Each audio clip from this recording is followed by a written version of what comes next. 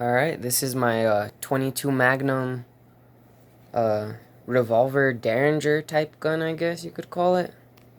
I'm not really sure what to call it. It's a North American Arms gun. It's half cocked right now. Just take off this. Go like that. You're ready to reload. Reload your ammo. You can use this to push them out. Like that. And then to reload it back up, you just go like that. Press the button.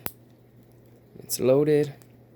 You can half cock it again to rotate the cylinder. It's 5 shots. Pretty good aim. Yeah. You're not supposed to dry fire these, so I won't dry fire it, but yep. That's that one.